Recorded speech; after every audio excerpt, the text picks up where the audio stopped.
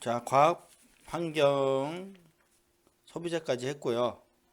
예, 이제 지역사회와 압력 단체 보도록 하겠습니다.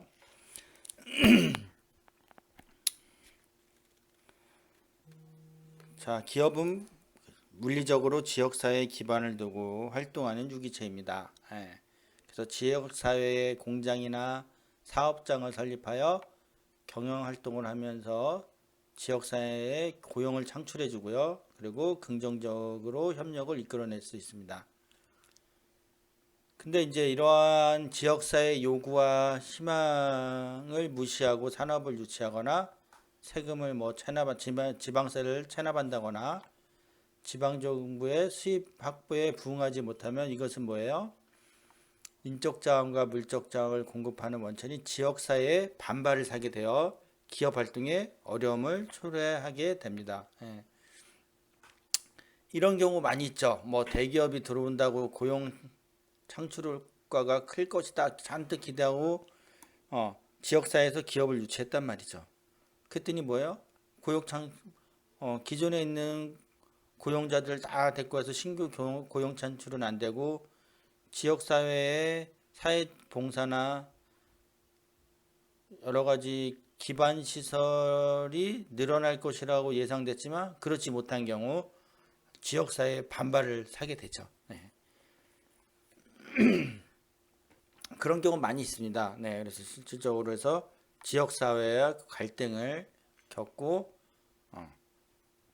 그 사회에서 지역사회에서 퇴출당하는 기업들도 있고요. 예, 그래서 그러한 이제 원만하게 잘 해결해 돼야 되겠죠. 네. 특히 뭐 환경단체나 NGO 그죠? 예.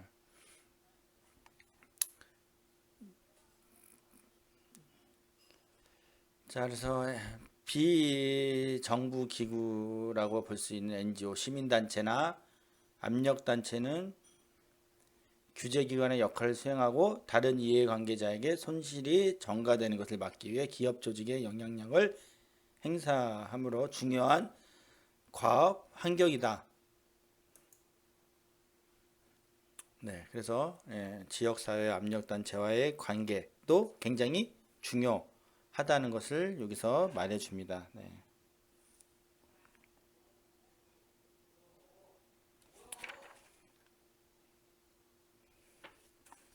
자, 그 다음으로 이제 일반 환경에 대해서 공부해 보도록 하겠습니다. 자, 일반 환경은 보통 이제 여러분들 거시적 환경이라고 거기 써 있죠. 예.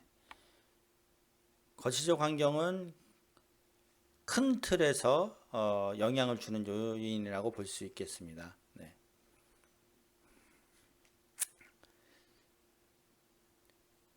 자, 그 첫 번째로 인구 통계학적 환경. 네.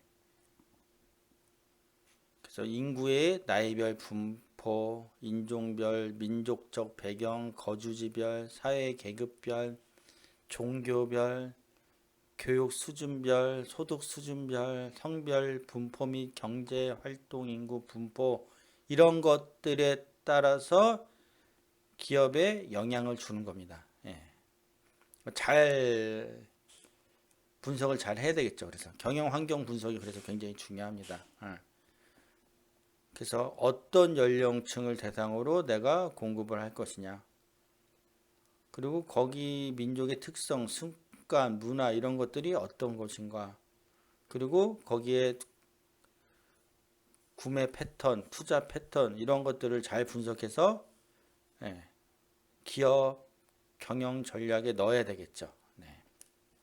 굉장히 중요합니다. 그래서 소득 수준별도 소득 수준이 낮으냐 높으냐에 따라서 또 전략이 또 틀려지거든요. 그죠? 네. 자, 그 다음에 이제 경제 환경. 네. 경제 환경은 기업 경영 활동을 둘러싸고 있는 국민 경제적인 여건으로서 재화 및 서비스의 생산과 분배에 관한 지역적, 국가적, 국제적 여건을 가리킨다고 볼 수 있겠습니다.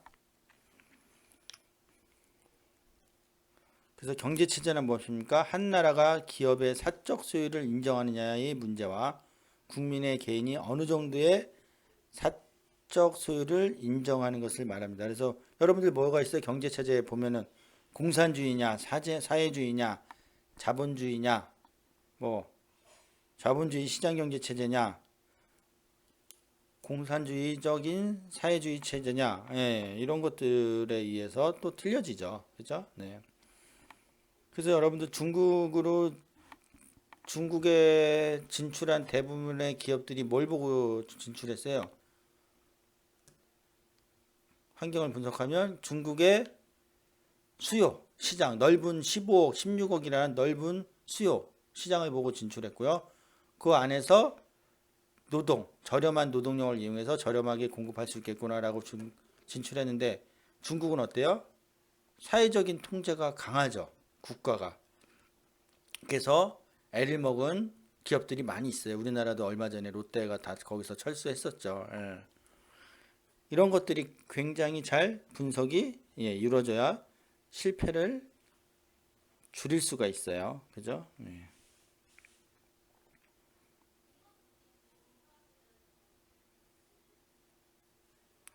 자, 그리고 그 조직에서 환경이 내가 아까 말했죠. 독점이냐, 과점이냐, 불안정 경쟁이냐, 완전 경쟁이냐. 완전 경쟁은 뭐예요? 가격을 결정할 수가 없어요. 그래서 가격 수용자, 가격 수능자 이렇게 불러요. 완전 경쟁 기업의 특징은 다수의 구매자와 다수의 판매자가 존재하고요. 완전한 정보가 있고요. 시장의 진입과 퇴출이 자유롭습니다. 그렇기 때문에 뭐예요? 어느 하나의 기업이 가격을 올리면 그 기업은 도태되죠. 똑같은 아까 제가 앞에서 커피 얘기했죠. 커피가 이제 하나만 있을 때는 가격을 올리면 그걸 사 먹을 수밖에 없죠. 그 이익은 극대화되겠지만 기업의 입장에서는. 근데 이번에는 가격 여러 개의 기업이 존재하는데 A라는 기업이 커피를 1,000원에서 5,000원으로 올렸어요. 그럼 소비자 입장에서는요. 그 기업의 커피를 안 먹죠. 동일한 동질의 제품의 커피들이 많단 말이죠. 질적 차이가 뭐 크지 않는 이상 우리는 뭐예요? 1,000원짜리 먹죠. 네.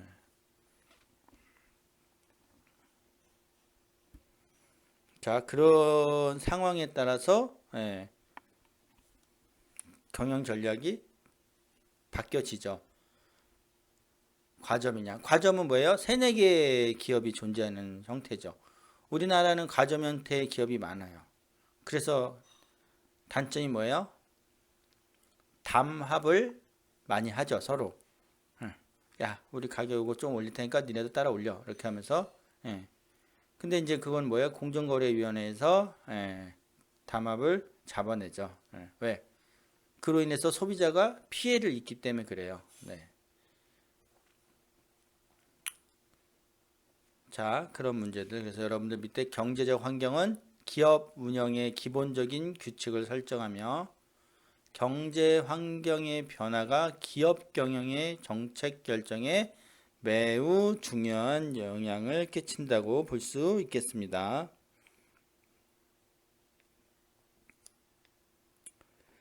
자, 그래서 산업도 뭐예요? 그 경제 환경에 따라서 변하죠. 우리나라 60년대, 70년대 경공업에서 80년대, 90년대 중화공업으로 지금 뭐예요? 4차 산업. ICT, IoT, 뭐 여러 가지 뭐예요? 기술 정보를 결합한 산업들이 지금 수요가 많죠. 네.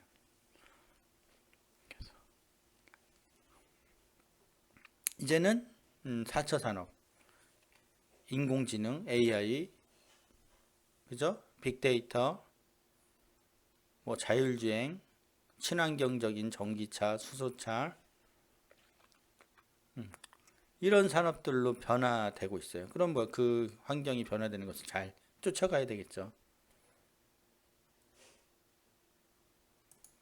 그리고 아까 말했듯이요. 사이클링 된다 그랬죠. 경기는 올라가고 내려가고를 반복해서 이루어져요. 그래서 거기에 따른 기업의 대책도 달라져야 되겠죠. 지금 삼성이 지금 현금 확보에 주력하고 있어요. 유동성이. 왜 그래요? 경기가 안 좋아질 것이라고 지금 예측하니까 뭐예요? 나중에 기업이 유동성 문제에 빠지면 결국 뭐야? 도산할 가능성이 있거든요. 그래서 현금 확보를 하고 있는 거예요. 미래에 대한 투자를 위해서 지금의 현금을 확보하고 있죠. 어떨 때 이 안 좋은 시기가 지나가고 좋은 시기가 올 것을 대비해서 그때 투자를 늘리려고요. 아까 주주들에서 얘기했지만 투자자 입장들 마찬가지예요. 지금 마찬가지로 현금을 확보하면서 변화하는 환경을 잘 봐야죠. 거기에 대비해야죠. 그래야 수익을 극대화할 수 있는 거예요. 그래서 여러분들 지금은 특히 세계 글로벌 시장들이 금융시장들도 마찬가지고 실물시장도 마찬가지고 굉장히 어려운 상황이 있어요. 2008년은 금융시장이 위기죠. 2011년은 유럽발 재정위기였어요. 지금은 실물경제가 금융에까지 미치게 돼서 굉장히 안 좋은 상황이에요. 미국에서는 몇백만의 실업자가 발생할 수 있을 것이고 다시 세계 대공황이 올 수도 있을 것이다 라고 예측하는 학자들도 많아요. 그렇기 때문에 우리는 지금 아까 말했듯이 지금이 바닥이 아닐 수가 있는 거죠. 그러니까 단기적인 접근은 좋지만 장기적으로는 잘 현금 유동성 확보하면서요. 지금은 그래서 빚을 부채를 늘리는 것은 안 좋죠. 근데 지금 이제 어려운 중소상공인들은 그래서 어쩔 수 없이 그래서 정부가 지원을 해주는 거예요. 그래서 우리나라 정부도 그렇고 미국도 그렇고 유럽도 그렇고 돈을 막 찍어내잖아요. 좋은 기업이 망하지 않게끔 하겠다 이렇게 얘기를 하죠. 97년도 IMF 위기 때 우리나라가 외환위기죠. 외환위기에 정확히는 우리나라 기업들이 엄청나게 줄도산했죠. 자, 그래서 여러분들 이제 뉴스도 좀 자주 보시고요. 굉장히 중요합니다. 사실 제가 저번에 한번 첫 시간이 한번 얘기를 했었는데 수업 전에 제가 그런 상황들 일주일간의 세계 동향, 산업 동향, 우리나라 동향, 시장 상황, 변화하는 세계 경제 동향 이런 것들을 한 10분간 원래 얘기해 준다 그랬었어요. 근데 이제 이게 사이버 강의로 계속 진행하다 보니까 그러한 얘기를 이제 못 하고 진행하는데요. 굉장히 중요합니다, 여러분들. 그래서 뉴스도 좀 보시고요. 세계가 환경이 어떻게 변화하고 있는가, 거기에 어떻게 우리가 대처해서 거기에 맞는 전략을 짤 것인가, 굉장히 중요합니다. 잘 기억해 두시고요. 그리고 여러분들 이제 수업 시작하면요, 제가 또 그런 얘기들 많이 할 거예요. 그때 같이 서로 토론도 하고, 여러 가지 이제 재밌는 얘기들도 하고. 지금은 어떤 산업들이 지금 죽고 있어요? 그러면은 다 공공시설을 가지 말라니까. 특히 우리나라는 엔터테인먼트 회사들, 영화 CJ, CGV, 뉴, 쇼박스 이런데 지금 배급 못 하고 있잖아요. 영화관들 지금 손님 없잖아요. 그죠? 그리고 공연 못 하잖아. 연예인들. 그럼 수입이 줄어들죠. 그런 회사들이 줄어드니까 지금 가치가 막 떨어지고 있죠. 근데 어느 순간 이게 풀리게 되면 그런 기업들 위주로 또 막 올라가겠죠. 너무 이제 바닥을 찍었으니까. 그런 것들 잘 환경을 분석하면서 보시면 좀 재미있겠죠. 같이 얘기하다 보면. 네.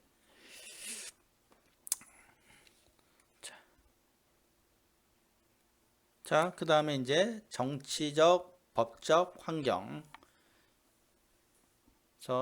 그래서 여러분들 옛날에 정경유착이니 이런 얘기 많이 있어요. 왜 그러면 그만큼 밀접한 관계를 갖고 있기 때문에 그래요. 그래서 정부와 기업은 사회 경제를 구성하는 요소 또는 개별 경제의 단위로서 개별 경제의 주체라고 그랬죠. 정부, 기업, 가계. 예, 그래서 상호 밀접하게 관계를 가지고 있다고 했습니다. 자, 그래서 기업의 경영 활동을 촉진하거나 규제하기도 하는 양면적인 성격을 지닌 환경 요소로서 예, 정치적, 법적, 환경 요인들이 있습니다. 예, 그래서 규제를 심하거나 아니면 완화하거나 때로는 뭐야 친환경적으로 정부가 가면 뭐야 환경을 파괴하는 주범된 요인들 폐기물이 많이 나오는 이런 기업들이 어려워지겠죠. 예. 이번에 이제 특히 뭐예요 미세먼지 문제가 대두되면서 뭐야 경유차들에 대한 규제가 강화하고 있잖아요. 예. 그래서 유럽에서 우리나라로 들어오는 독일 차들이 예전에는 뭐예요 연비가 좋고 경유차가 싸고 이러면서 우리나라에서 인기를 막 끌었다가 어느 순간 뭐예요 인증 절차가 까다로워지면서 우리나라에 잘 안 들어오고 있죠. 물론 이제 거기에 중간에 이제 배출가스 조작이다 뭐 이런 영향도 있었지만요. 그만큼 기준이 까다로워졌어요. 그래서 지금은 뭐예요? 점점 전기차나 수소차 이런 친환경적인 자동차로 많이 전환되고 있죠. 뭐 태양광이라든지 뭐 풍력을 이용한다든가 예. 그런 것들을 잘 봐야 돼요. 자, 그 다음에 사회 문화적 환경. 네.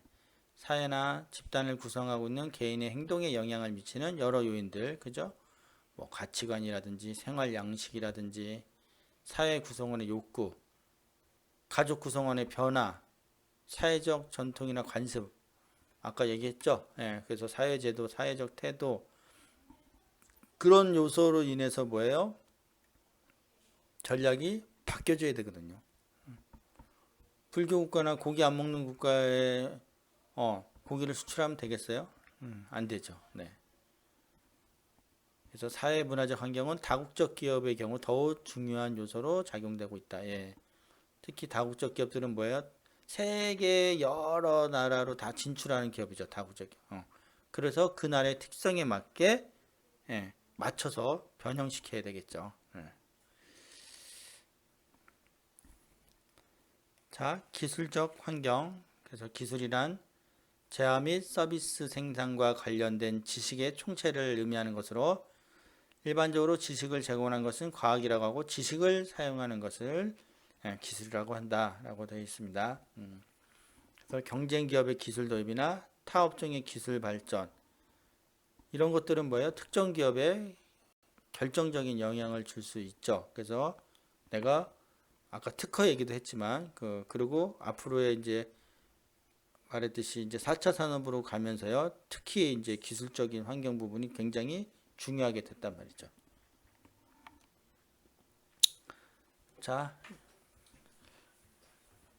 3교시 때 또 보도록 하죠.